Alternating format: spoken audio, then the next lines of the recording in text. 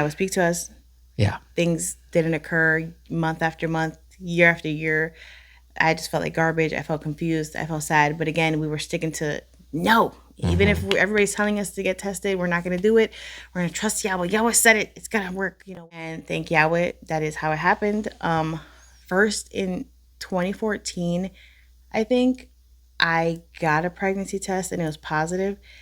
And then I told Jorge like an idiot. No, not you're an idiot. Well, I told Jorge too We were soon because excited. as soon as She I was got excited. it, I told Jorge. I didn't even wait like 2 weeks or nothing. So I felt like an idiot. I still feel like that was my fault and I never should have told him. But yes, I was excited. I'm glad she told me so that I could go through it with her, because then she would have been going through it It's alone. sad. I'm not going to cry. But yes. I made this whole thing. I went to Staples. I even told one of our ex-coworkers because she was still working at Staples. And I had her printed out and I had the pregnancy test on it. And it was like, you know, the only thing better than having you as a husband is having you as my father's dad or something like that. And then he got home from work and I still have it recorded. It's on my laptop. And then we hug in the video and we're so excited. And then I go, but I'm not sure because the second line is really light, but it's there.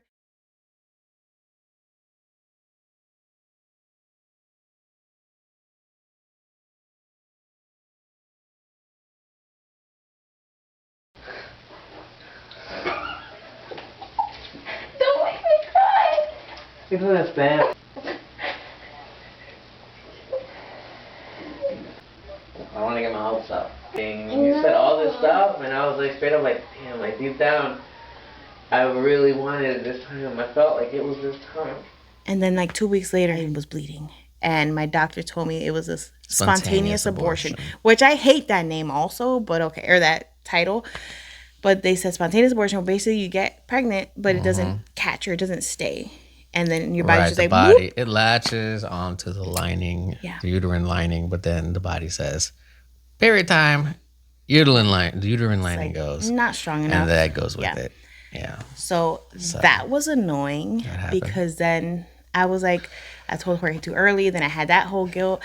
And then like I think at least for like a month and a half, I was just watching like an idiot TLC stories about how I didn't know I was pregnant or how they lost a pregnancy or like a whole bunch of just pregnancy shows on TLC. All the worst things. All the worst things. And I would just sit there and cry and cry and cry like an idiot. And I was like, oh my God. But that was besides the point. That was her therapy session. Yeah. I would watch like, TLC. Me too. Yeah. Yeah. Sometimes you got to go through it. It's kind of like listening to sad songs when you're sad. Yeah. It seems like counterproductive, but like sometimes you just need to get it out. Yeah. And like you're like, I haven't cried enough. Let me cry a little more. Especially because again, we weren't telling nobody. I didn't tell nobody until we got pregnant with Eli. I didn't tell nobody. Nobody knew that story except me and Jorge. So then you're just at at church or again, at work same thing. or whatever, You gotta act it out and be like, everything's fine. And then someone's gonna be like, when are you gonna get pregnant? And you're like, I was. And it's just like, but yeah, it sucks. So it was sad. It was sad. So then, fast forward to 2016. And at that point, we had been waiting how long? It was 2014. Our first anniversary was so it was 3-4 years. years. So it wasn't crazy, but it was still waiting. Yeah. So then we were like, here's our time, and obviously, anytime something positive happens, we give glory to God and Yahweh. We're like, or God, and we're like, thank you, Father. And then the moment when it happens, and then the spontaneous abortion happens. Not unthank you, no, not unthank you. But we were just it's sad. the whole, God gives, like, and God takes away. Yeah. Holy be the name of God. Because at the end of the day, it's his decision. And again, everything happens for a reason. Yeah. And as ugly as that sounds, depending on what situation you're going through, it does. He has a plan behind it.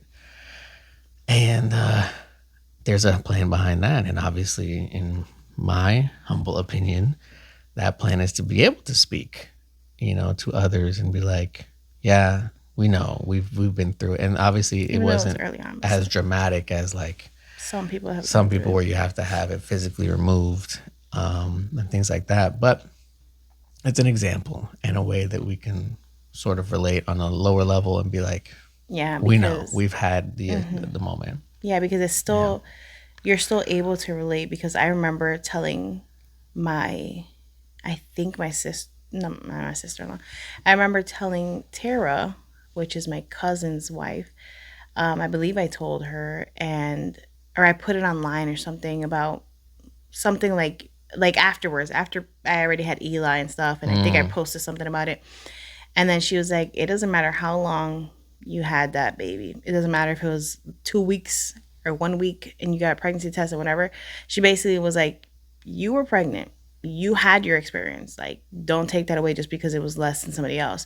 And it's true because, hello, like we were waiting 3 years already for a baby, every year being like, I'm a failure. Like, my body's not working. What's going on? Like, and then to get pregnant, be so excited to finally have my baby, and oh my God, Yahweh answered my prayers, and then nothing. Like, just kidding, this is not going to work.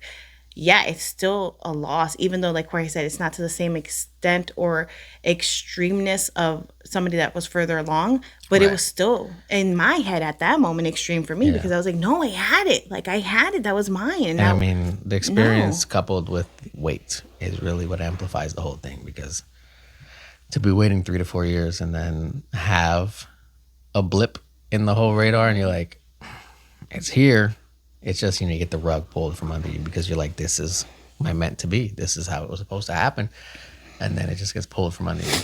So it was very real.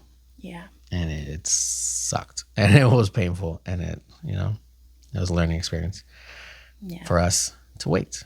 And I'm not saying for her to wait to tell me, but like we decided going forward that like if we were to have another moment of pregnancy, not scared, but pregnancy moment where we're like, okay, we're pregnant. Well, now we will wait.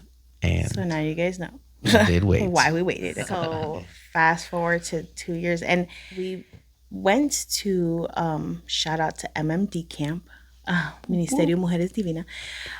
We went to their camp, as much as we could. At first, when we were single, we went probably way more than now, unfortunately. Single as no in kids. no kids. We were together, married, single. Clearly. Yes. But we went to a few other camps, and Yahweh spoke to us there too. And then, so I always think Yahweh had him, kind of like reassure me and be like, listen, you're gonna be good. Just hold on. It's gonna be okay. Yes. And a lot of times, and I love you. Towards the end, especially, it was like, or like not towards the end, but like in those times, like year 4, year 5, whatever. It was very like, it's gonna happen. Yeah. In my time. Yeah. And it would be that reminder of like, at Chill least out. when we hear that part, we're like, okay, it's not gonna be right now. Yeah. And that's okay because he has at least let me know. Mm-hmm. So that helped. So that had happened a couple times, and then when it was 2016, the year we actually got pregnant. So the way it worked was, first of all, a couple months back, we got pregnant, or I found out in November because that's when the camp was. So I'll say in like July, June, something like that. There was like a women's service, and Rachel, part of the MMD camp. Raquel. Yes, that's true. I always say Rachel. Everybody says Rachel, but still. Raquel. She did a little thing. She always does little cute things. Yes. So for a woman's service, she did a little baggie, and it had like a little message in it for whoever, and everyone had different messages. And mine, and I still have the picture saved, said something like, your blessing is coming, or something like that. And I was like, oh, so cute, whatever. And that was like months before. And then the camp was in November, and I took a pregnancy test. I don't know if I felt it or I just missed my period, because at this point, even if it was 6 years, every time I missed my period by like one day, I was like, pregnancy test, let's go. Literally. So he used to get mad at me. He'd no be like, babe, chill. just wait a week or two. And I'd be like, nah, I'm good. I'm 12 hours late. Let me run to the store. Yes. Buy a $20 pregnancy test. Yeah. He was mad. You got to buy the good ones because, you want the cute picture. All those clear blues. So expensive. Yeah. But, so I did that. And before the camp, I found out I was pregnant. So then I'm trying to check the downstairs camera. This is not working. I got you, baby. You could just tell me. But anyway, so I took a pregnancy test. I found out I was pregnant, but I didn't want to tell him yet because I was like, oh my God, like the camp's coming up, like whatever. I don't want to say anything yet. Let me just go to the camp, whatever. So I go to the camp, and it was funny because I didn't necessarily, I don't remember necessarily getting spoken to about anything like you're gonna have a baby, like nothing like that, whatever. But I remember specifically, and I believe I'm pretty 100% sure it was Marisol, that when we were praying, she went up to me and she touched my belly. I'm not gonna cry. She's gonna cry. I'm not gonna cry. And she touched She's my a liar. belly. She's gonna cry. Go ahead. And she like felt the spirit. Like she like, did the spirit shake, as I call it. But I don't think she said anything. I just think she touched my belly, felt the spirit. Unknowing. But then I knew. Or knowing, but not by Yes. her. Yes. Yeah. But then I knew in that moment when she felt that and she touched my belly that I was like, okay, this is it. Because again, I took a pregnancy test, but like to me, it never means anything until the baby's born. Like at this point in my Literally, life when until I'm the like baby has so come I'm so scared. We've been waiting forever. I'm like, Yeah. when the baby's born is when I'll be like, I believe it. So And even even the then, it's a pregnancy- whole nother set of Exactly. worries. Then it's just But new still, worries. at least baby has been born. Yes. So in that moment, I had taken the pregnancy test. I was happy, but I still didn't want to tell George. But after that happened, I was kind of like, it was my little no words, but obvious confirmation that yes, there's a baby in there. So I was like, okay. Sorry, guys. So And then I'm pretty sure we were spoken to the last day of the camp. If I'm not mistaken, we were prayed for. It was at the very end. We were cleaning. And then, Yahweh did speak through someone and was like, que el bebé está descendiendo, whatever. However the wording was. And obviously it's been, how Yeah. many? 7 years at this point? So Yeah, I and could like be a little off on the wording, but I don't remember that only because it's been so long, and certain times he remembers stuff. Like he remembers being spoken to about us having a baby girl. That never happened in my head, but he said it happened, and somebody else said I think it happened too. But I don't remember that happening. But I think at this point I was just kind of numb to it. So every time we got a word, I was kind of like, I guess we'll see, yeah. But yeah, so he remembers that. And I believe him because again we've been spoken to many times, thank Yahweh. But it's just funny because there's always these little things. Like again, Marisol touched my belly. She felt the spirit. That happened. And I didn't then- know that we were pregnant. and at he that didn't moment. So I was just like, okay, cool. Yeah. And then also during the food one day, Josue was there, and Josue randomly said something to Jorge like, "Oh, I think I wrote this down somewhere too, so I could probably find it. But I'm just gonna make some line up. But basically, he was like, "Oh yeah, give it to George the father or Daddy George or something like that." But he basically said something that made it sound like he was gonna be a father. I remember you and I was told like, me that "What?" afterwards, because obviously to me it didn't mean anything in the moment. 'cause Exactly. I Where I didn't was know like, she was okay, pregnant. whatever. But I was like, So I was does just he like, know something? I was whatever. like, what's going on here? That's hilarious. Yeah, so it's Yeah. all these little things that I was like, what just happened? Like, what does Josue know?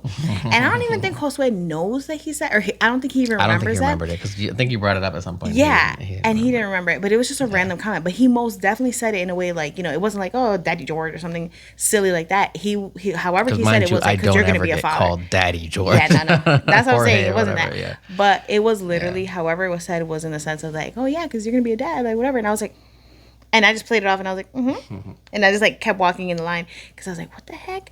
Yeah. But yeah, so all these little things happen. And then finally after the camp is when I told George. And like, he was happy. He was a little more chill because again, we had gone through the other situation, but he was happy. I learned to not get my hopes up for things. So like, I'll be happy, but I'll be reserved. I'll be like, like, all right. And we shall see. And it's not because of a lack of faith, but it's because of my faith in him and the knowledge that anything he whatever he can wants. give, he can take away. So, Yeah. that's his choice. But Yeah. my hope was that everything will be fine and the baby will be there. So it's a tough balance, right? Because you have to have faith that he will be with us and that he will protect us. But like at the end of the day, if it is can do within whatever he his wants. will to take you, he gonna take you. And it's not like, oh, he wasn't with me. Like, but it's he has a plan. And if his plan is only to prosper all of us and protect all of us, then we'd have a very, very large population. No one would die. So sometimes that plan is to take you, man. And when your time is up, your time is up. Whether it's adult, child, baby. And even if it has nothing to do with death, if it's just, again, just him not letting you get your way. Like, Right. like people say, like, As a father does. Yes, like, Sometimes you can't you always can- get your way. Yeah, you can pray for something all you want, but Yeah. if at the end of the day it's a no, you still got to be okay with it. And that's not, yeah, If like, it's a that's no, why you prayed. if it's a not yet, Yeah. if it's a later on, if it's a if you blank, like it's all up to him. It's 100% all up to him. Yep. And that's how I live my life. Yeah, so that's how Jorge reacted. He was happy, Mm-hmm. a little more reserved, but happy. And then I was happy, obviously, whatever, especially excited because of how things went at the camp and whatever. But then after that, the sadness doesn't really go away. Like, time eventually heals things a little more. Obviously, like, as time progresses, you get over things a little more, whatever. Right. But at this point now, okay, I waited 6 years. At year 4, I got pregnant and quickly lost the baby. Now, 2 years later, I'm pregnant again. Think, yeah, well, everything's awesome, great, great. Everything that would happen after that, I was like, something's wrong. Like, I'm going to lose the baby. Like, oh my God. Like, I had some spotting. Heavy spotting. And I just started Freaked crying in the kitchen. I was just breaking down. And Jorge came in. He was like, what's wrong? And I just started crying. And I was like, I'm bleeding. I'm bleeding. I started crying and just like telling him all the bad things and like whatever. And then I would go get checked out. And then Everything will be they fine. would be like, it's okay. You're good. Sometimes spotting happens and whatever. But that puts you on didn't edge. mean anything. Puts you Yeah. on Like, edge. I would still then cry whenever something else would happen. I'd be like, oh my God, whatever. And I remember for some reason, and this is a thing, pregnancy dreams. I remember having dreams freaking when I was pregnant with Eli. It was my first official child that, you know, was in my belly. Like, I had my ultrasound, whatever. I remember having dreams that I lost the baby. Right. And I remember being so mad because I was like, I don't want this dream. I And it remember, was vivid yeah, from I what she remember tells a me. very specific dream that I had multiple dreams, first of all. So that was horrible. But then the most specific dream where I just broke down and I was like, yeah, well, you can't do this. I was like, you can't do this. I had a dream that I was using the bathroom. I felt the baby come out of me. And this is not realistic, but I felt the baby come out of me. I was holding the baby in my hands. And I saw the little baby's heartbeat, like, just going up and down, but it was out of my body and it just fell out, and I mean, that's it. I think it's realistic. I mean, I don't know. I feel like it was just so tiny in my dream that I was like, that can't be real. But in my dream, like, I woke up crying. And I was like, no, like, again, like, what the heck? So that was like the last straw. Like, I was like, yeah, I've had multiple dreams about this. This was the most vivid one. I don't want to do this anymore. Like, please stop making me have dreams. Like, I had the most heartfelt, like, angry, but please begging prayer. And I was just like, I can't do this. You Pleading can't. prayer. Yeah, please don't do this. Please don't let me have these dreams anymore. I don't want to have these dreams anymore. And then it stopped. Like, then I finally actually, like, he was like, all right, girl, I got you. And I remember them actually stopping. And I was like, but that's a thing. Like, that's something that women go through sometimes. As pregnant women, they have dreams. And I remember that, and I was like, oh my God, this is the worst thing ever. So then again, I was just always on edge. I was like, this is not okay. I'm scared. Something's happening, whatever. But thank Yahweh, finally, we got to the last moment of pregnancy, and we went to walk at downtown Disney. And then that morning, I felt contractions, and it was my first one. So, like, we went dumb early. Like, I was like, I feel contractions. Let's go. And then we went. And I had it at a birthing center because I wanted to go natural. Right. I saw Birthing center, midwife, yeah, I saw, what was the water birth. What's it called? The documentary we saw? The science of, The something of being born. I think it was the science of being born. I don't know. Something like that. But it was with Ricky Lake, guys. I don't know if you guys remember her. Old school. Yeah. But it was about basically natural childbirth and how, you know, a lot of times they push for C-sections and for getting induced and for getting all this stuff. That the percentage Yes. of births that now have C-sections have skyrocketed compared to back in the day. And that they're always trying to rush you at the hospital, blah, blah, blah. Just all these things, right? And it was very informative, right? Infant mortality rates and all this stuff. It was very informative and very eye-opening. And I wish they had a more modern video that wasn't so, using Rude. old footage and whatnot. Yeah. But at the end of the day, the numbers are the numbers. So, yeah. So we were convinced and we liked the idea of it and of having a water birth and not having to be in a hospital environment. Because let's be real, who really enjoys being at the hospital, you know, and having that whole sterile feeling of everything's like sterilized and smelling like alcohol and everything. Like it's just different. So we were both on the same page that, you know, we were wanting to do something more natural, and that's what we did. So we went after we started the contractions, and we waited there forever. The lady got me in the tub too early, guys. She didn't know exactly what she was doing. The first lady the first that one, we got there. she was a little bit newer. Right. So she, you know, because going in the tub helps with your pain and stuff, being a first time mother. It helped me with the pain. She was having so it slowed a down lot the of pain, contractions. and the contractions were rough. So she got into the water. It calmed down her pain, slowed down her contractions, but slowed down her contractions. So then, it's counterproductive to what we're trying to do because we're trying to get the baby out. So the more experienced midwife arrived. And she was like, get up out that water. She was like, what is he doing? Get out. She was like, you and your husband walk around this area. And like, it was the worst. It was like a circular hallway they had, basically. It was perfect for walking. So we just were walking. Steph was suffering, as one does in labor or pregnancy.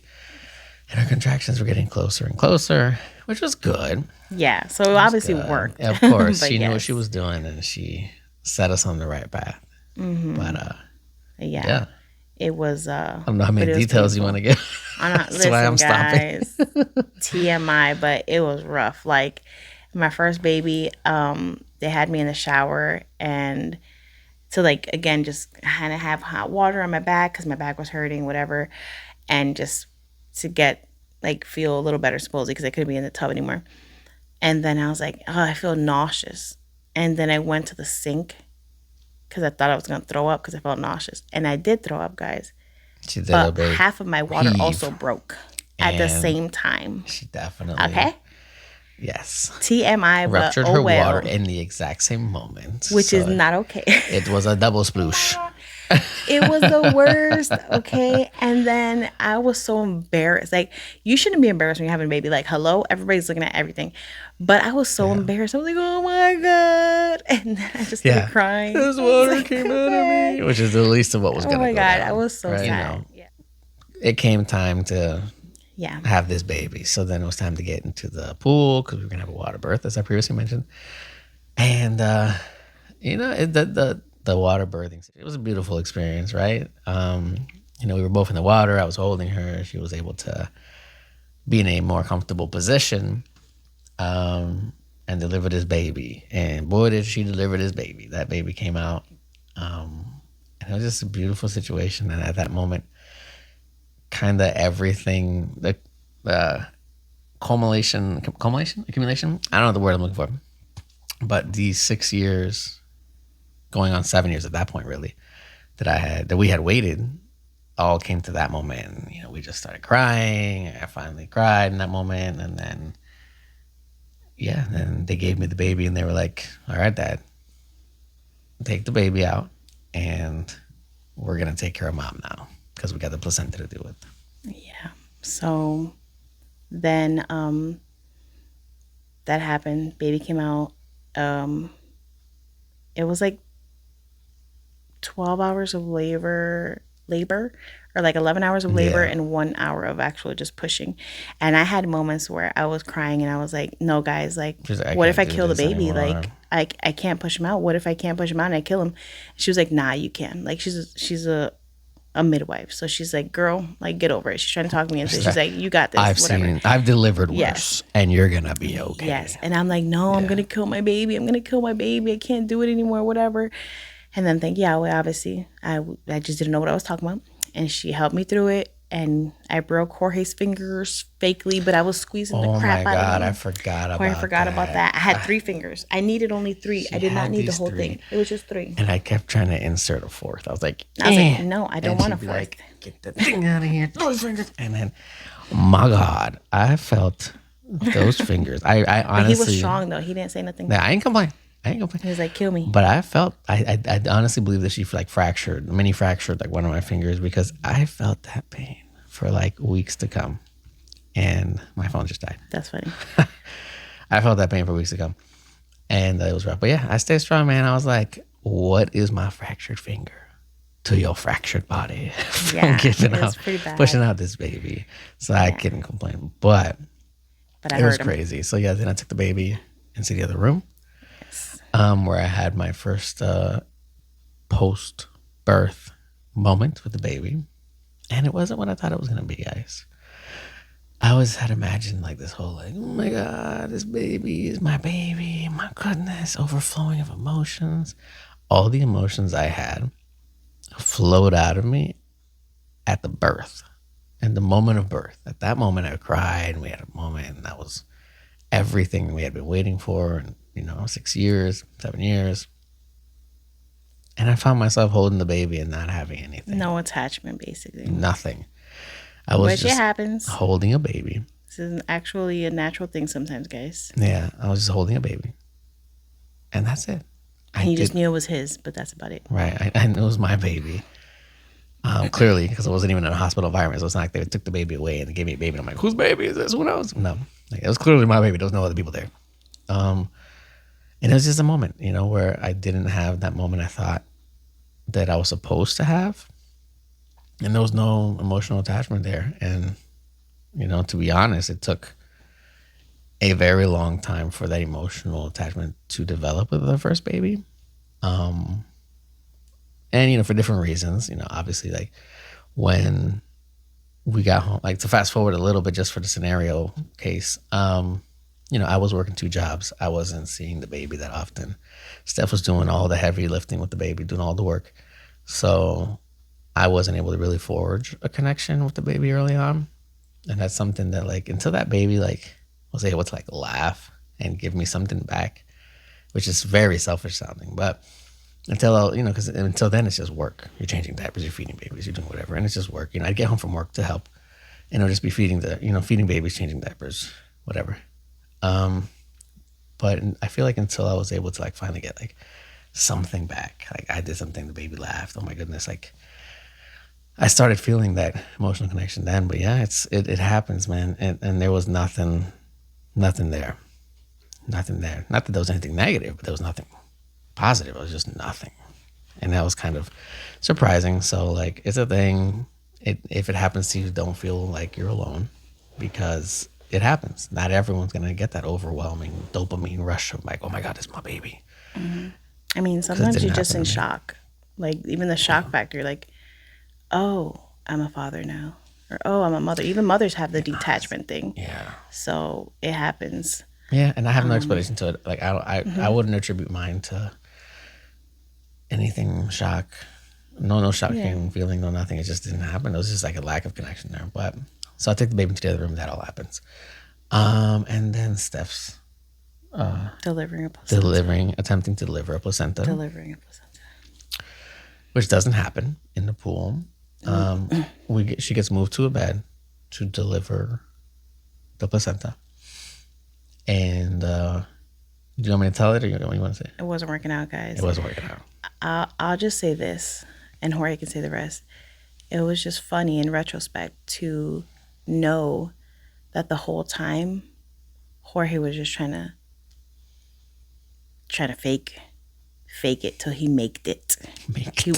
He was just trying to fake everything's fine, but I'll let him explain. Yeah, so she's on the bed, and has all the linings on the bed for the proper coverage, right? It's not our bed. We're at a birthing center. They have beds to make it more homey feeling, but they do have like linings on the bed and stuff to make it, not like you're bleeding all over a bed, because there was blood involved normally. Anyways, so she was there on the bed, and she's pushing the placenta, and nothing's coming out. And then the midwife's like, okay, like, let's give it one good push. And she does. And blood shoots out. And I don't mean like, oh, blood leaked out. No, like, it was like gush. Like, I felt the gush. But then homeboy was over here trying to play it off like, nah, you good. I was like, no. She's like, oh my God, I felt the gush. I'm like, no, baby, it's okay. It's just a little bit of blood. Meanwhile, I was like, brr, and I'm like, but I'm like, it's okay.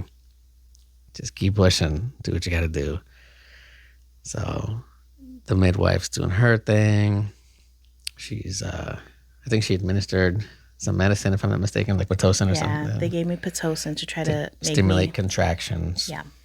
And she also tried to wrap it around her arm and pull it out, guys. Yes, she had utilized a tool to wrap around the umbilical cord, and as she pushed to try to help stimulate the removal of said placenta, right, because it's stuck to the inside of your uterus. Yeah, sure. Yeah, so it's on the wall of that, and then they had to pull it out, and it wasn't budging, but blood was coming. So that to me meant that, a little bit was off, enough to where the connection where the blood comes between the two was open, and the blood was just shooting out. And it's not coming out. She administered medicine because my midwives can administer medication. So she did that, administered Pitocin, nothing. So, we get to the point where we have a time limit that we're allowed to try before it's time to roll in the ambulance. And we got to that point. Did you want to say something in between? No. So we get to that point. She makes a call, calls in the ambulance. Steph's freaking out because instantaneously she's like, what's wrong? Everything's wrong. And then I'm trying my best to be like, everything's fine. Don't worry. It'll be okay. Blah, blah, blah, blah. And they call the ambulance. And obviously, and not obviously, but mind you, we have our family like in the front waiting room. Everybody was there. Like my mom, her brother, her dad. Sister-in-law. I think my stepdad was even there, I think, at that time. Maybe. Doesn't matter. The peoples were there. Yeah. Waiting. And meanwhile, I'm over here. I had possibly dying. mind you, she's dying, right? And they're gushing out blood, not delivering a placenta. And I have to take this baby out and be like, hey guys, look, it's the baby. And meanwhile, no, my wife's not dying in the my background. brain is like, consumed in the fact that like I have to keep calm, number one, because her parents freaked the heck out over anything. So last thing I need is for them to be busting up in there and be like, my baby, So I had to stay calm. I had to show them the baby. And then when the ambulance shows up, I think I kind of prepped them a little. I was like, hey, the ambulance is gonna come because she's not delivering the placenta, but it's okay. She's gonna go, but it was not okay. And then so the ambulance comes, they transfer Steph over. She's freaking out. Her parents are freaking out. Her mom's freaking out. And they have to transfer Steph to the hospital because she's losing blood. This isn't a common situation either. The placenta was not disconnecting, and she had to be transferred because of the loss of blood. So she gets in the ambulance. Her mom goes with her. I stay behind. Again, trying to act freaking normal when my wife was just emergency transported to a hospital. And me, Mr. No Connection Dad, with my baby, is holding my baby. And at this point, everyone's left. And it's just like me and my mom. And we have to sign, or I have to sign, like birth certificate papers. And I'm just like, I'm not in the mood for this. Yeah, it was so surreal of a situation because I'm like, I need to get on up out of here. I got to finish this. I have to dress my baby for the first time. My mom helped me, I think, with that. And it was just a surreal situation where like my wife is dying and I have my newborn baby and I have to get over there. But at the same time, like this surreal level of peace was over me where I was like, she's going to be okay. Like, I wasn't like, oh my God, I gotta sign these papers. I gotta get that out of here. Oh my God, what am I gonna do? Like, no, I was just calmly doing what I had to do, knowing in my mind she was gonna be okay. So, do you want to give your ambulance story and then I can say my part of when I got there? Yeah, so basically, she did not just adjust the mic like that. without muting it. I totally did. I Rookie think I touched mistake. something on the bottom. Anyway. Kink on kink. Yeah, so that's happening. Meanwhile, everybody's in the thing waiting for us, like he said. And I'm screaming because the placenta thing was not it. It was not it, guys. Like, I was in pain. I was already tired. It had been 12 hours. I hadn't eaten.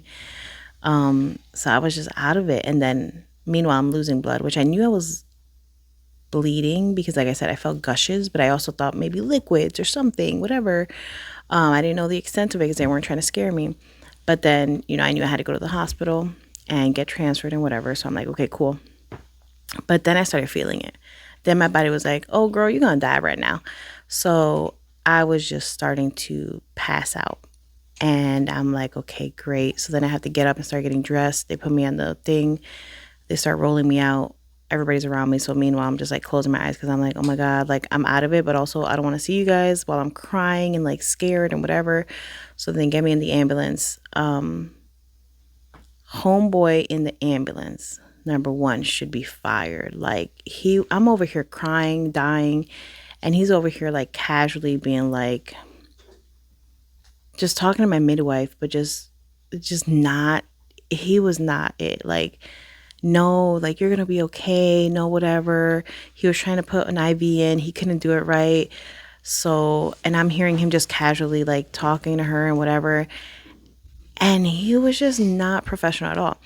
And then meanwhile, am passing out. And the only person doing their job is the midwife. Yeah.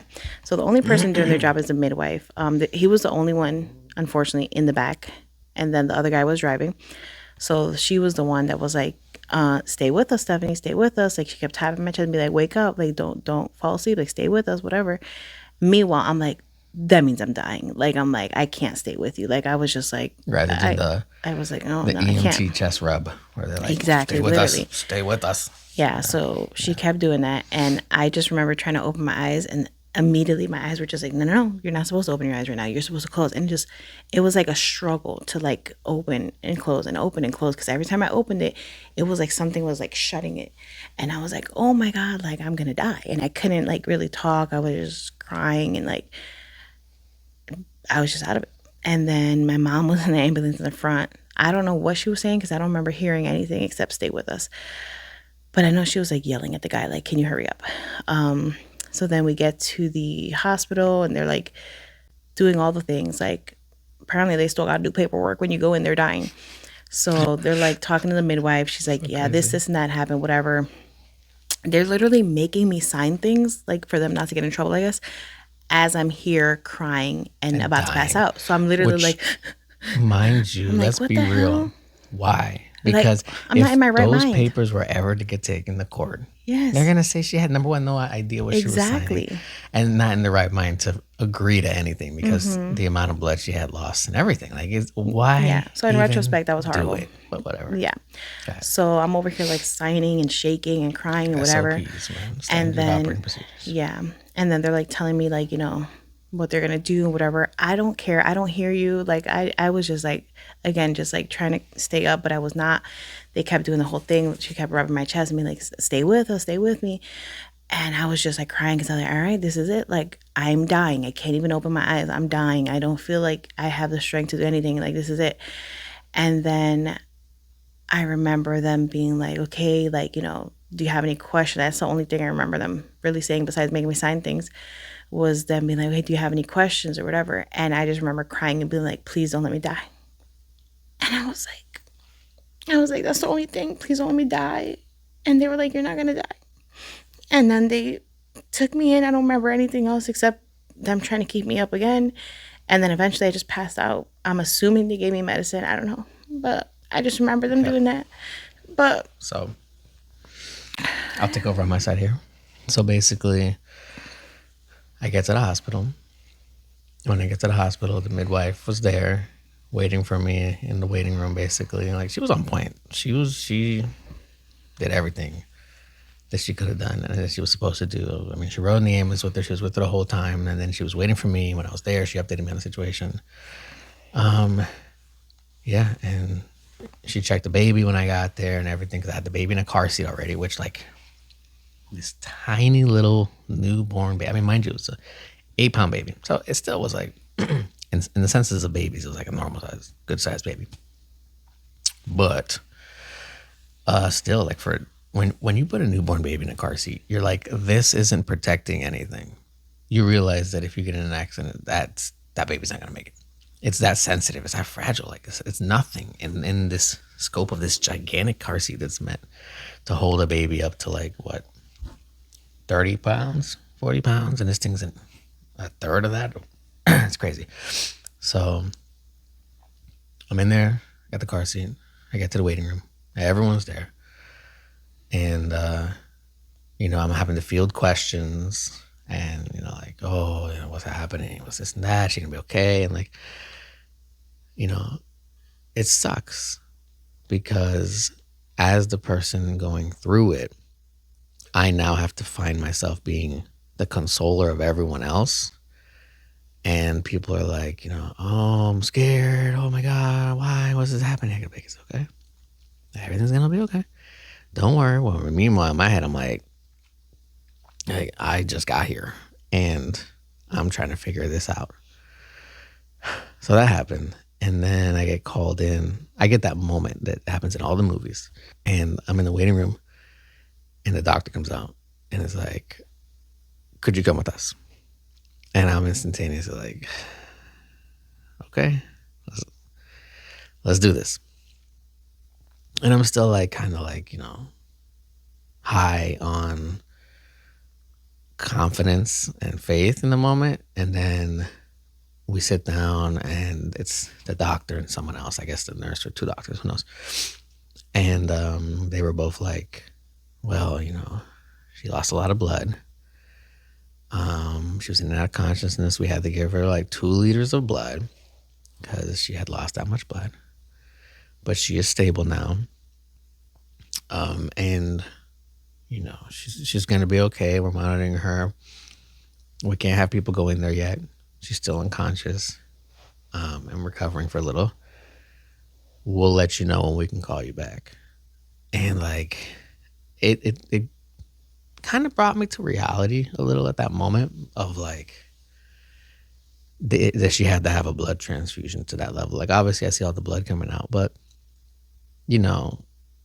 I guess you just get like blinded by it and you're just like, but it's okay because, this is birth, right?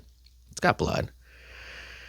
But when you hear that she had to have like, multiple liters of blood put into her, you kind of start to realize, yeah, she could have died had she not of had that ability. Like like let's say there wasn't a blood transfusion situation, she'd be dead. If this was like any other country where they don't have that ability or whatever. So it's kind of crazy to think about that. Like, she was that close to passing away on the birth of our first baby. It was crazy. So that happens. I go back. And then once again, I have to field everyone's questions, which isn't really fair to the person in the situation, me, the husband, having to go back and be everyone's informer and consoler. It sucks. But it is what it is, because that's the task, I guess, that you have. So yeah, then I had to go back and tell everyone and be like, yeah, she lost a lot of blood. She had to have 2 liters put in. And then as soon as she hears that, or people hear that, they're like, oh my God. And I'm like, but it's okay. Because they said she's fine. And that she's stable. And that we'll be able to go back there and see her soon. And it was rough. Because again, I'm out there with my baby, my newborn baby, alone. And it was crazy. But obviously Steph had it going crazier. I don't mean to sound selfish. She definitely was going through it. But yeah, so then we finally get back there. We get to see her. And think about it. From her point of view, she hasn't been able to hold her baby. Like, she held her baby initially because midwives are very big on, like, have the baby latch and hold on, hold the baby chest time, whatever, to be able to stimulate, the proper hormone release, and it's supposed to help stop bleeding and all that too, right? But obviously this is a unique situation because ain't no latching gonna stop this amount of bleeding. But yeah, so she was only able to hold her baby for a little bit while, in the beginning of the placenta thing, and then that was it. Because once it got serious, I had to take the baby back. Yeah. So I don't remember even waking up. Like, I don't know what happened. I just remember like the second day at the hospital, I guess. My dad just left for work, guys. It's 5 a.m. Yeah, it's 4:56 in the morning. 6, 7. Yeah. Yep, that was the beep. He's probably gonna talk to us later and be like, "Why were you guys awake? You guys are crazy. Get some sleep." But anyway. Yeah. Yeah. So I don't remember waking up. I wish somebody would have recorded it because I just don't remember. I have no recollection of waking up and being like, "Oh, I remember. How was everything?" Like, I don't remember anything. I just remember them being like, again, "Do you have any questions?" Me being like, "Please don't let me die," and then being like, "No, you're gonna be fine." And then I remember praying to Yahweh and being like, "Yahweh, I know you didn't tell me that I was gonna have a baby and then kill me right after I had the baby. Please don't let me die." And then that kind of was my little confidence string to hold on to. Confidence thing, yeah. My little, I'm hanging on because I was like, it can't be that Yahweh made us wait 6 years and kept telling us, like, year after year, whatever, after time, that it was going to happen and all this stuff and that we had purpose and all this stuff to then just let me die. Like, I was like, I'm going to hold on to that. And Yahweh, please don't let me die because you told me this, and that. And I need to see that. Right. Like, there was still like said unfulfilled promises at Yes. that point. So that was my little string of hope that I was like, all right, I'm going to hold on to this and I'm going to hope that I can wake up after this. Yeah. And then, like I said, then I don't remember anything else. But apparently Jorge remembers going in there, but I don't remember. Yeah, and it was weird anything. because it was like a bigger room and you were like in the center of it in a hospital bed that was like, like arched back, like normal. For like slanted, but like it was just like you there in the middle. It was so weird. Like usually you had the hospital bed like off to the side or something, or like but it was like this. It's almost like this empty room. It felt like with like her in the center. It was weird, but yeah. And then we walked in there and she was completely out of it and pale and like just like still like groggy as heck and unable to really hold the baby or do anything for a little bit. But they were very big on like baby needs a latch eventually soon, baby needs a colostrum, baby needs to be able to get what she needs early. And at that point it had been what I say I'm sorry what he needs, and it had been like it had to have been hours.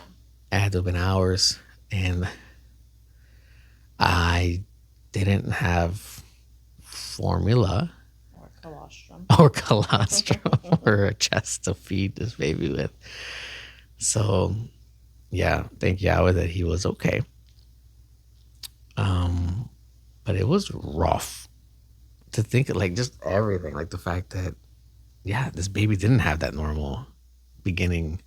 This is my mom. This is my feeding. I'm with her. I have fed. I've slept. It was just so weird. And then, I was basically like, if I remember correctly, I was doing everything for the baby at first. Because I had to, right? Because Steph was there. So I'm pretty sure I changed that first meconium poop. And I'm a first time dad. So I don't know what the hell I'm doing. And that stuff is not clean off easy. So I'm just like, wipe. What is happening? So it was weird.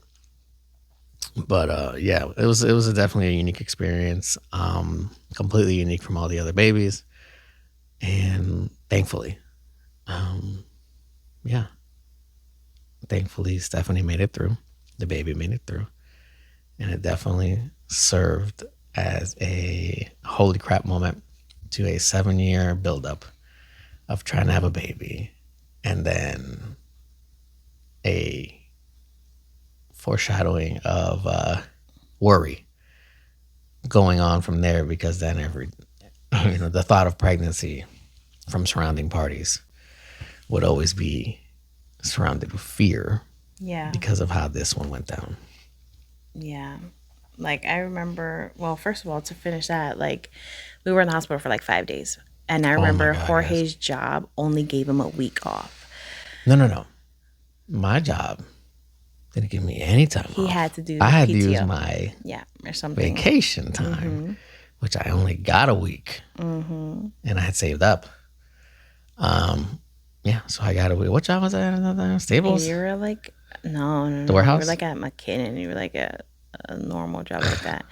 So, yeah, So he I had had a to use week up my whole week off, for that. and it was all at the hospital. Like, I remember the 4th day, them telling us that I had to stay one more night, and friends happened to be there, like Robert, Jocelyn, Jamali, Karen, all these people, Crew Coach, and then they happened to be there when the nurse stepped in and was like, so we're going to keep you one more night. And I just started crying. I was like, no. I was just sad because I was tired of it. Like, first of all, I went through a traumatic experience with my birth. And then on top of that, the only week that I'm going to have with my husband now, you guys are taking completely. And I have to be at this Completely away. hospital again. I can't be home. I can't be comfortable. I'm like, this is not how it was supposed to happen. We were supposed to have a natural birth. Everything was supposed to go perfect. That way I can go home right after the baby and everything. And it did not go that way. So then for them to be like, and you're staying again, I was just like mad. I was so mad. Oh, mind you, I don't think we even explained the fact that after the loss of blood and all that, they had to basically what they call surgically remove the Her placenta, yeah, which isn't because it was stuck. right. So it's like not surgically to the point where they had to make an incision. But they basically have the instruments to be able to go in there vaginally and remove everything from the placenta, which basically scrapes it off the wall because it's not coming off. So it's adhered to it. So it has to scrape it off. So they call it surgically because I guess at that moment it is cutting the blood vessels and all that between the body and the placenta. They were just basically monitoring us for the next 4 days because nothing really happened. There were no complications that occurred. It was just they wanted to be extra sure, which seems to be a trend at the hospitals because whenever we talk about the other births, it just seems that they're overly cautious about it. And I guess some people would be like, well, duh, because they don't want you to die. But like sometimes it was small things. It was like really seems kind of silly, but it is what it is. Yeah, like waiting because like you couldn't go home because this doctor had to give you the results or something, and the doctor's actually not in until tomorrow. Like, hello, get another doctor to give me the results. Have him text They can't it read to it. us. Hello. Everything But, okay. yeah. That's all it was because there was no negative Yeah. results. So some of it was a little bit unnecessary. Ridiculous. So that was our whole week. Yeah. That was my whole week. That was we a were whole there. week of vacation. And then we got back home to Steph having to do it alone because I was working Yeah. 2 jobs. Basically, that was that birth story. And afterwards, like Jorge said, we finally got home, probably had like a day and a half together. And then after that, Jorge was working 2 jobs. I couldn't work anymore because I was pregnant with Eli. I got, I think, really nauseous, but also I was just working like retail. So at that point, I think I was working retail, a call center and retail, but then just retail. Yeah. And then I was like, yeah, I obviously have to stop working now. And so Jorge was working 2 jobs. And so it was me from morning time till like 10 or 11 when Jorge got home. So I was home alone all day because then my mom, funny enough, had just moved to Ocala. So she wasn't there. And then it was my first baby and motherhood, because even if it's not your first baby, I didn't ask for help. I didn't want to ask for help. Like, I didn't even want to barely do stuff during the day because I didn't have no energy. So Yeah. it was just me all day. So it was a lot of rough times, me by myself, because it was my first baby. I'm learning everything. I'm learning the fact that I got to do everything exhausted. You know, again, I always wanted a baby, but I didn't really know what it was going to be like, obviously. So then it became this whole thing of also, I can't complain because who am I to complain after Yahweh just blessed me after 6 years of waiting and blah, blah, blah. So then it became that whole thing too, where you feel like if you complain, then you're ungrateful and you can't complain because now you have your blessing. So Right. you just got to take it and that's it. So it was a lot of just me keeping it to myself. We're going to call that blessing guilt. Yeah. Yeah. So it was a lot of me keeping it to myself and just dealing with it. But it got to the point that it basically became postpartum depression and then like anxiety and all this stuff because it would get so bad that at night, as soon as the sun would go down, like I would just start shaking. Like this is not even a lie, guys. Like it would be nighttime. I could be watching TV, and as soon as it started, the sun going down, like my hand could be just on the couch on my leg, and I would just start shaking, and I would just get anxious because I was like, "Here it comes! Here comes the nighttime. Everything's gonna be annoying. The baby's gonna gonna wake cry. up crying. It's not gonna stop crying. Have no sleep. I'm gonna be by myself because at that point, just because it was nighttime didn't mean it was bedtime for the baby. It just meant, oh, now it's dark. Jorge's still at work, and I'm alone with the baby for another few hours because I'm alone all day anyway. And now the baby's gonna get cranky, and the baby's this, and the baby's that. Like I remember there would be times that I would eat at around 1 p.m., 2 p.m., and it would just be whatever I had the energy to eat. Sometimes it would just be candy. Sometimes it would just be like chips or whatever I had because I was just so tired because I was also trying to do everything. And I would just be like, okay, this is all I got time for. Or like I wouldn't shower for days because I would be, again, so tired and I didn't have anybody there to watch the baby or whatever, which afterwards I got better with. And Jorge's old boss, Pete, his wife got me a little chair for the baby, which ended up helping out a lot.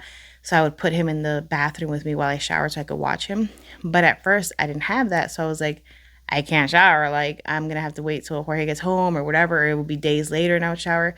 But I would just not have time for anything because I was trying to breastfeed because you're supposed to breastfeed or you're not a good mother. Then after breastfeeding, I would have to, Then after breastfeeding, I would have to give him formula because I wasn't making enough breast milk to feed him all the way. Then after I fed him formula, he would fall asleep. I would put him down and then go wash the bottles and wash the breastfeeding materials. And then pump. Because I'm supposed to do that. And then the baby would wake up.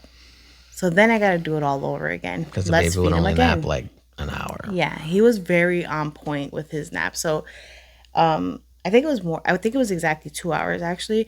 But it was just like clockwork because like I said, by the time I did all that stuff and then maybe like pop something small in my mouth, he would be awake. And then I'd be like, oh my God.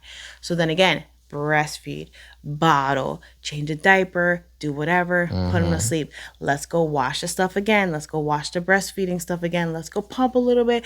Let's wake him up again because he's awake. And then all this stuff. And let's fall asleep while doing these things. Yes. And let's forget about ourselves. And again, not shower or not be able to just relax or not be able to whatever. So it was very hard not knowing how to get help, not wanting to get help, not having anybody to help because again, my mom was so far and I would never dare to ask anybody else for help. Not so being able to clean so that when you don't have a clean house, you don't feel like it's okay to invite people over. Yeah. Or if anyone were to want to help, you'd be like, oh, but everything's messy. So I'm just going to say, no, I'm fine. I'm not going to ask for help. Or no, I'm fine. Don't come over. Yeah. I'm fine. I'm okay. Everything's going to be fine. And then you're by yourself again, but you're not able to clean again. And then, so now it's a vicious cycle of you're trying to do your best. You're falling asleep. You're trying to keep that baby fed. You're trying to pump. But then you can't clean, which is the one thing keeping you from inviting people over. Also the stigma of not wanting to have anyone help you because you're just like, what are you going to help me with? I don't want you to, clean or do my dishes or touch my stuff like that, because, why? Who am I to ask you to help me? So all these things that she was dealing with at the time. And and then, I'd get home in between jobs to literally like grab something to eat, the baby's usually napping at that time. So I'd come home, baby would be napping, I'd eat something and kiss Steph and say bye. Yeah. And then I would go to my next job and then I'd come home and it was like 10:30 because I'd get off at like 10:30. Get home, 10:30, 11, try to spend an hour with her, watch whatever we're going to watch or whatever. If we're going to watch like Criminal Minds, which Criminal Minds is the only thing keeping her alive throughout the whole thing. That was my show. Yeah. And I'd get home, do that, if the baby woke up, I'd like try to help in that moment. I didn't have much experience doing anything because I'm not doing any of it. And then sleep. And then, I'd be easily frustrated if like, I'm tired and then like the baby woke up and, I'd be mad. But then if I was ever mad about something, Steph would be like, you have no right to be mad. I'm with the baby all day and I got to deal with all this. You just got here. You can't be mad at the baby, right? Because she's taking it personal, like towards the baby, which is understandable, but she did a lot, especially like let me try to sleep because, I'd spend time with her till like 12, maybe 12:30, maybe 1, I don't even know, and then go to sleep. And then obviously the baby would wake up multiple times throughout the night. And she did take it upon herself to take care of the baby in those times too, as much as possible. And because then I'd have to wake up again at 6 o'clock in the morning to get back at it. So it was a struggle. We were all struggling in our own ways, and it affected all of us, in our marriage and everything, and in my relationship with my son, because I wasn't able to, really father him at that time. And this went on for like a good couple months, at least. No, more than a couple months. I think it went on for at least half the year. Oh, yeah, a couple months. So, I just know it was less than a year. So a couple means two. Couple couple 6 months. A couple fews. But yeah, so that went on for at least 6 months or so, and then it got to the point where I was just like, I can't do this, because I don't even know my kid at this point. So yeah, we made the decision that I would leave my second job and we would make it work. So that happened, and I finally began to parent. But I was already at a disadvantage because she had already set up her schedules and her routines and her ways, and she knows the baby and I don't know the baby. So there was always this whole thing that I was fighting against, where like if I ever wanted to try something, like, oh, well, let me try to, do this with the baby for sleep time, or put the baby this way or whatever. I was like, no, the baby doesn't do that. The baby, I know what the baby does. You don't know what the baby does. You haven't been here. Like, stop trying things. You're just going to ruin it. So there was always like that whole thing I was fighting against, where like, I'm like, but I think I have good ideas. Which, spoiler alert, I was finally able to try things with baby 2 and 3, and they did work. And they were amazing. But it's okay because we were all learning, and there's no manual for this. And let's be real, we're trying to do as little things to piss those babies off as possible, because as much calm time as you can get, you will try to get and squeeze out of them, because that's the only way to survive, especially with first time baby. Yeah. So yeah, that's the first baby. Yeah. In a nutshell. That's the first baby. That's our baby Eli. Very eventful. He's coming. Very strong-willed now, but he's very sweet. Yes. We still got to work on him, but again, he's still a work in process too, because he's a baby. Yeah. Until these kids are like 18 years old, they don't got their head on straight. And I'm not saying that like all kids are like this. I know that there are very good parents that give so much into their kid that their kids are very mature and good at a young age. But I'm just saying, technically, their brains are still developing for a while. Of course. Men's brains are still developing for a while. Rude. So, I mean, it's true, though. That's true. So he's still a work in progress. We are working with him, but he's very shy. We've seen him come out of shyness. He still is shy. He still gets anxiety. But we've seen him come out of situations that having kids is very... It makes you so happy about the little things, like, oh, they learned how to use a spoon, and you're like, oh my God, my baby's a genius, like, because you're just like, oh my God, like, you're so cute. Like, I love seeing you develop, and you understand that this is this and that's that, like, so it's been very fun watching him as a baby and growing older, to be able to do stuff differently and learn stuff, and like even like now joke around with us like he's a teenager, and we're like, how you know that saying? How you joking like that? How you made that funny joke? I'll come up with some stuff that you'll be like, what the heck? But at the same time, we're like, okay, I see you growing. Yeah, it's so cute. And seeing him when he was small, and like recently, like even things like, he was a tippy toe walker for a while. And it started like on COVID, because we moved to this apartment of ours, this previous apartment of ours during COVID. Basically, it was like at the end, the beginning of COVID, and so 2020 to like 2024, 2023, something like that. He was tippy toe walking, but we were like, okay, well, it just started kind of like it's not that big of a deal. It's just kind of a thing he does or whatever. It was like kind of cute or whatever. Yeah, So it was so we were like, whatever. So we let it go. We've heard other people say like, "Oh yeah, my blank used to tippy toe Fulano walk, and de it was tal blank, yeah, used to and he was tippy-toe." fine, or he still does it, or he doesn't Right. do it anymore, or like, whatever." okay, So we were like, it's "Okay, not a cool." big deal. It's whatever. But then it started being like he couldn't put his feet flat at all And because it physically impede him in other ways. it would his literally be back. like if he put his feet flat, he would have to like hunch over because it couldn't all go straight. And then obviously he would trip more. He would, not be able to run as much and stuff like that. And his feet would hurt more. Why? Because he was literally walking on his toes the whole time. So he wouldn't like walking a lot and stuff. So it was something that we were like, okay, well now at this point, we got to get looked into. Yeah. And funny enough, not funny enough, but again, just the way Yahweh is. Yeah. I was online one day, and I don't even know how it happened, but I joined some live that somebody was doing. That they were a prophet, and they pointed me, or they named me out, or they said a name, and it was, I think, my family name. I think it was like a Cheveri or something like that. And I was like, holy crap. And then they said something else about me, and then we're like, get on the live. So then I joined the live, and then they actually gave me a message, and it was about, a couple different things, but one of them being Eli. And they were like, I see him falling a lot, I see this and that, but basically saying that Yahweh was like, he's gonna be okay, like everything's gonna be okay, I'm gonna fix him, blah blah blah, whatever, and not blah blah blah, but you know what I mean. And I just started crying because I'm like, I don't know this guy. Like, I just joined this live out of nowhere. So for you to know my family name, like that's my maiden name, for you to know, about my child and stuff that he's going through, I'm like, this is crazy.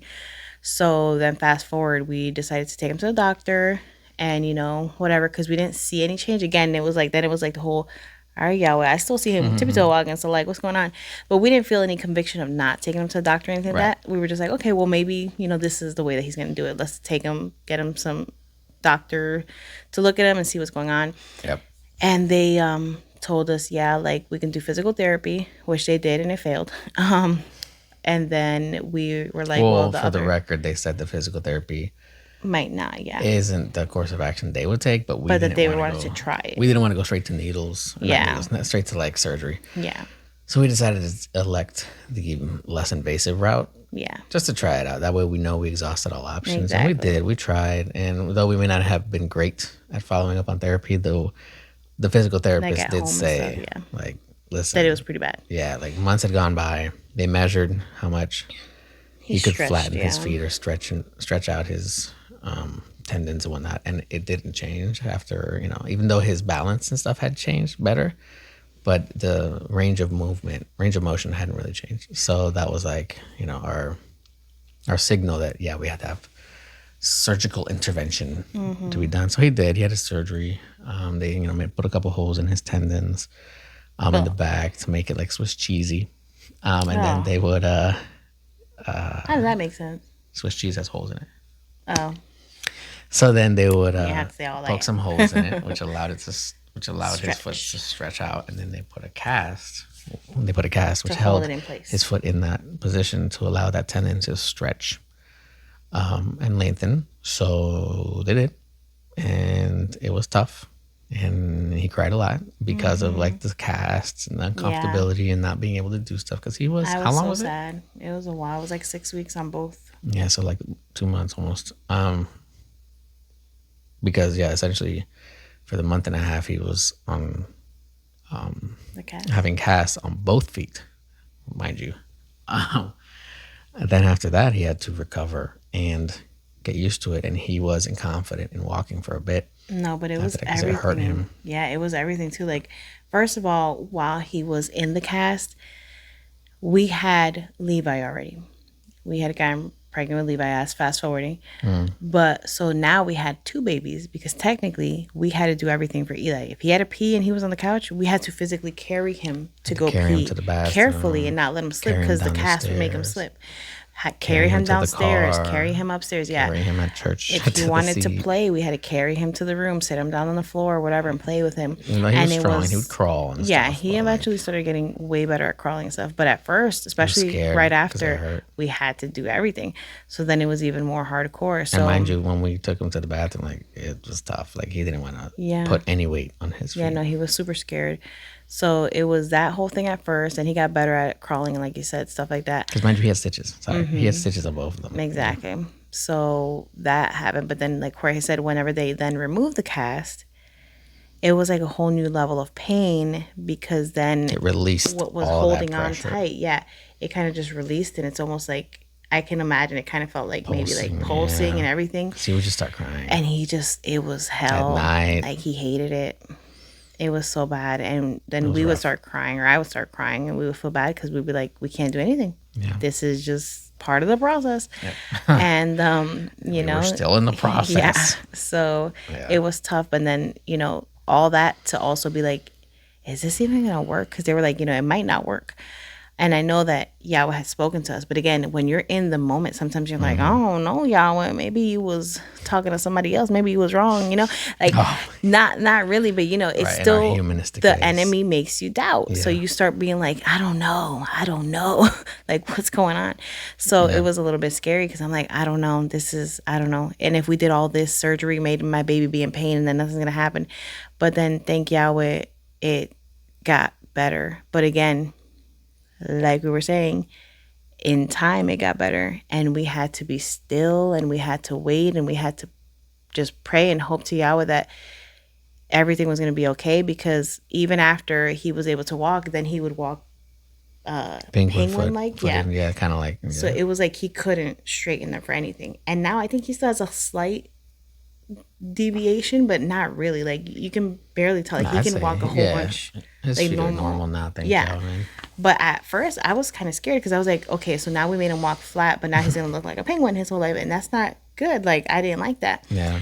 I was like, please, Yahweh, let this fix itself. And I was not seeing. I was like, how do you even turn his feet again to like just We're like, we got to stay get braces now. Yeah, for like his I was like, what are we feet gonna that'll do? Hold him in place. Yep. So I thought we were gonna have to go that route, but luckily, just with time, again, we didn't even notice. We were just like, okay, let's just Time, relax, let it be, trust in Correction, Yahweh. Yeah. stuff like that. Because we constantly be like, Yeah.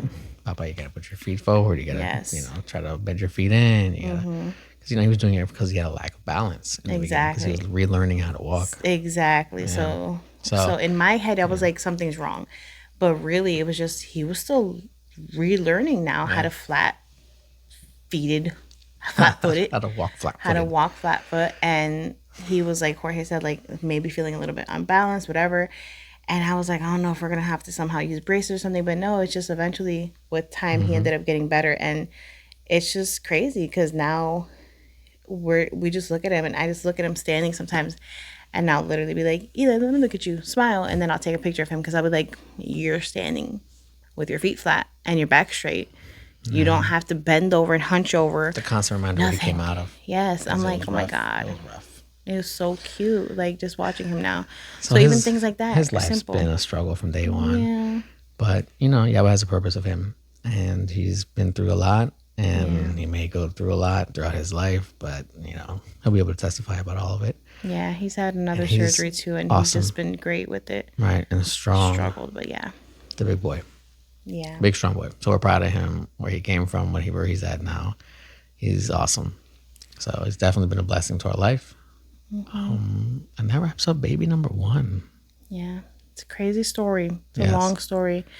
But yeah, again, this is definitely gonna be like a 3-parter now. I'm sure if you got here, you already noticed it's 3. Or 2 parts. Yeah, we'll see. Maybe we'll they'll see each about be an that. hour and a half. Maybe we'll make them think we're super reaching 3 short so hours. we can make people like Yeah. come back and it's just like small episode. I don't know. We'll see, guys. Yeah. But Mini yeah. episodes. But point is, we're proud of my baby. I do want to say, just again, one more thing about my baby, because I'm so proud of him.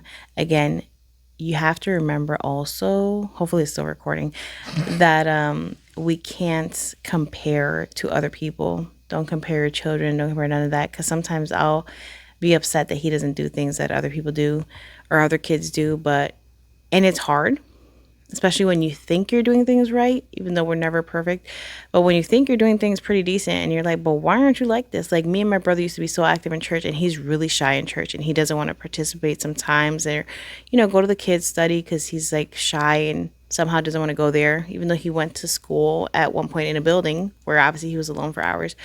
But I kind of try to remind myself to just not like we're trying to teach him to get better at that, but we're trying to also, I try to catch myself and not get so angry about it and bothered by it, because I'm like, every kid's different and you just kind of got to work with what you got and not try to push them so much, because I used to get really bothered by all of that. But I'm like, I don't like the fact that I'm getting bothered at you not doing something in church. We're like, I shouldn't be getting angry about you not doing something that has to do with God, where God is loving, God is forgiveness, God is mercy, God is this. And then I'm here like, do a God thing. And if not, I'm mad at you. Like, what the heck? Praise him by Yes. force. Yes. Don't be shy. Just do everything as me and my brother He's did. loving. Yeah. Like, He's you should be doing merciful. this. Yeah. So I'm like, I don't want to irony. do that. Yes. Yeah. But it's hard. It's hard because sometimes you are comparing yourself to others and you are like, well, this kid's doing that. I used to do that. My brother used to do that. Why can't you do that? And it's like, it's the same thing as having kids with special needs sometimes. Like, you can't force somebody with special needs to just be into your mold of every other kid. Like, even if you think that they should be at a different level, like, we need to work with what we have and meet them where they're at. Right. Just like Yahweh meets us where we're at. Like, sometimes you can tell somebody things a million times and they won't learn till somebody else says it, or till the millionth and one time that you say it. Like, it is what it is, and you got to work with it and just do your best. So like with him, he's got a lot of anxiety, a lot of shyness, and we didn't even think he was going to be able to walk for his graduation in kindergarten. Right. And I was literally so happy. You're like crying. Like, we were so crying and happy that we were able to see him and take pictures. And he went and he did a thing on stage. He did a dance. He did a song. He went to the front and walked by himself when we were walking to get the diploma. And he would never have done that before. And they had situations where they tried to make him do stuff before and he didn't. So I was like, I was ready to go to the graduation, just have him sit next to us crying and just be like, well, at least we're here. And get your diploma, take your pictures with some of your friends if you want, that's it. But the fact that we sat there and he never came to us crying and we saw him on stage performing, that was like the best day of our life. We were like, oh my God, That just reminded us baby. he can do anything. Yeah, but So, it just takes By the whatever. end of 2025, he'll be doing that for church. Yeah. But if not, it's But if okay. not, it's okay. But We'll yes, instruct him lovingly. the point is, yes, we've Yeah. seen little changes and it's hard to not want to be like, come on, just do it. But again, Praise the Lord. I gotta Which, mind you, stop. just doesn't take away from the fact that like he does praise the Lord on his own. Yeah, He praises he Yahweh in his does. own way. Like, mind you, 100% of the music that I play in the car is always Christian music, right? Yeah. Whether it's Christian hip hop, Christian pop, Christian worship music, whatever it is, it's always, some kind of Christian music. And he knows a lot, and he will sing them. He will request them. Like, when him and his mom go by themselves, he'll be like, "Ask Daddy, what song goes like this?" And he'll go, "Dappa dappa deepa," like whatever it is. He'll sing like a portion of it. And me, I'm his Spotify. I'm his Shazam. So he'll send a voice message to his mom's phone, and he'll be like, "Which song goes boom ba ding ba doom boom boom?" And I'll be like, "Well, son, that is Lecrae's whatever doom ba doom boom." And then I'll send it to them via Spotify, and he'll get so happy. And then he'll follow up with another one. "But what's this one?" And it'll be a Spanish one, and I'll be like, "Oh, I know that one." And I'll send it to them, and then he'll get happy again. And it's just, I love it. I love seeing him recognizing the songs, knowing the lyrics, singing it, and basically worshiping as a kid. Like, it's beautiful. It's beautiful to be able to see that and to witness that. Because, I always heard, like, all the little Z88.3, which if you don't know, it's a Christian station here in Florida. And it's, safe for the little ears. And they'll always have their testimonies whenever they're having their fundraisers and stuff of like parents being like, the best thing about Z88.3 is being able to have my kid in the back worshiping to music that I know is safe and that I know is worshiping the Father. And I was always like, man, that would be amazing. And I'm so happy that I've been able to partake in that and be able to witness that with my son, because it's just a good feeling. And I see what they're talking about. It's a, how do you say? It's basically like a confirmation of like, you're doing okay. Hey guys, thanks for watching. We know it was a long We one. had a little bit of technical difficulties that cut this video short, but we know if you made it this long, you love us, so feel free to like, subscribe, and share the video so that we can get this content out there as we create more. Yes, hopefully, or no, we will this year create more. So keep up with us. We love you guys. Take care. Y'all are blessed. Y'all are blessed. Bye.